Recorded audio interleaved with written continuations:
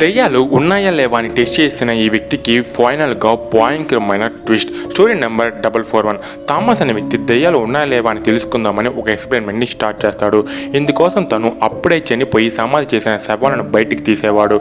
వాటితోనే ఎక్స్పెరిమెంట్ని చేస్తూ వచ్చాడు.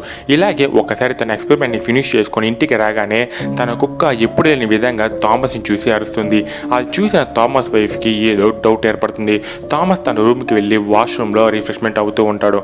అప్పుడే తన వైఫ్ నెంబర్కి ఒక కాల్ వస్తుంది. కానీ ఆ కాల్ని అటెండ్ చేసిన థామస్ వైఫ్కి పెద్ద షాక్.